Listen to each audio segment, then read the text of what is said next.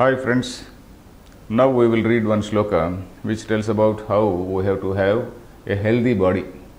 A healthy body leads to a healthy mind. It is a sort of cliche which we all of us know. So that sort of sloka we are now seeing. Will let us read the sloka. Shariram adyam khalu dharma sadhanam Dehe saroge cha nachartha siddhihi Arugnatam dardhyamapi halabdhum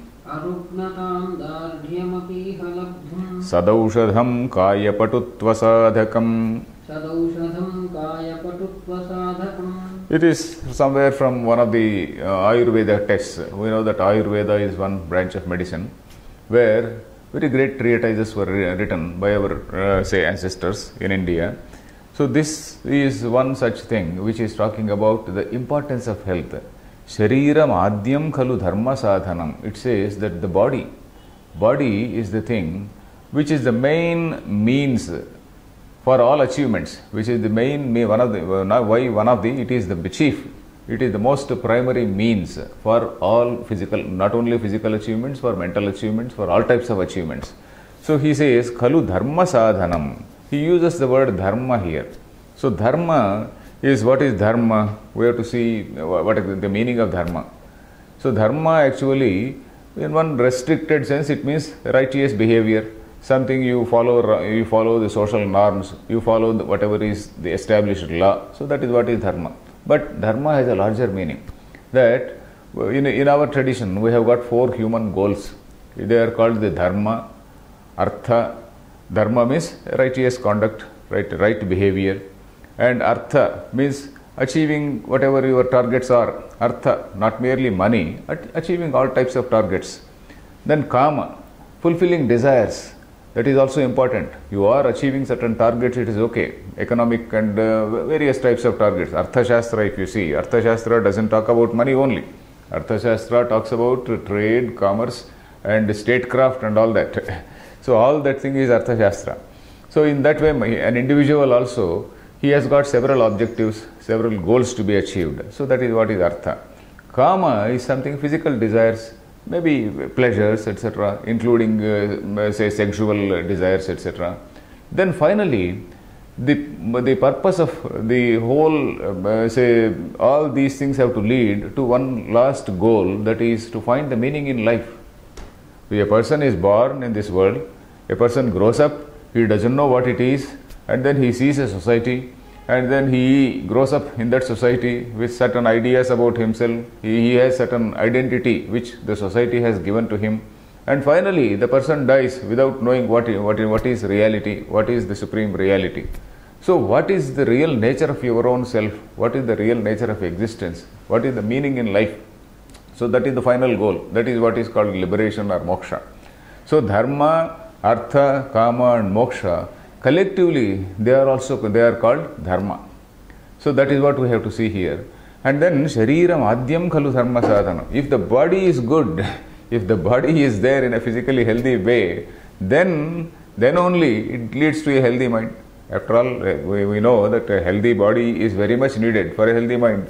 And then this body is needed for artha, that is for achieving various types of objectives, and then for kama, physical desires, etc., and also for moksha, because you have to do some various types of austerities, you have to do various types of we have to follow various means of discipline, self-discipline, etc.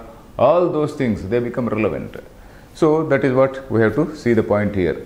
So that is why it is said dharma, artha, kama and moksha. So artha and kama, these two are placed in between. They are actually sandwiched between this dharma and moksha. So that is what we see here. So here of course the context is, there is of course one more story also we can say about the god of health. In Indian tradition we have got a god of health also. We know the story of churning of ocean. When the ocean was being churned, many things came out. And one of the things which came out was the god of health with a pot of medicine. So that god was called Dhanvantari.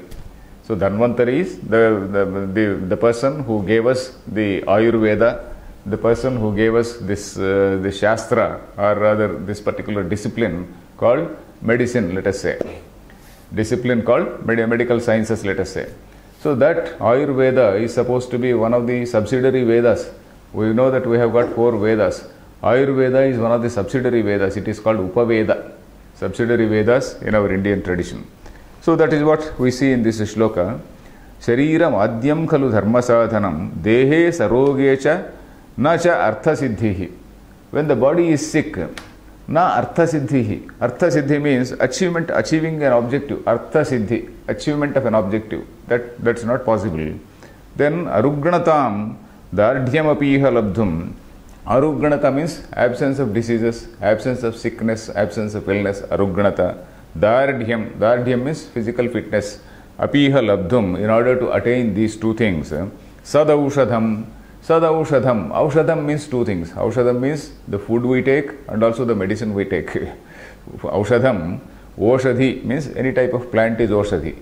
Oshadhi also means medicine. So Aushadham, Bhikshaushadham Bhujyatam, Shankaracharya says. Aushadham means medicine. Aushadham also means food. Sadaushadham, proper food. Kaya patutva sadhanam. That is the means for attaining physical fitness. Kaya patutva. Literally means physical fitness. So patutva sadhanam. So that is what sadhakam. So sadhakam or sadhanam both means one and the same. So this is the shloka. And this is very much applicable for all of us, because in modern society we have got so many tensions and so many types of duties and responsibilities. A person has got so many deadlines to be met, and then people keep on waking till midnight, and then they lose their health. They lose their health in order to make money, and after some time they lose their money in order to regain health. So that is what happens. If you ask any successful man, he will say, in the initial days, in the very, very youthful days, they lose their health for making money, and after that they lose their money for regaining health. So that should not be the case. There should be a sort of balanced life. So that is what we learn from this shloka. Sharira madhyam khalu dharma sadhanam.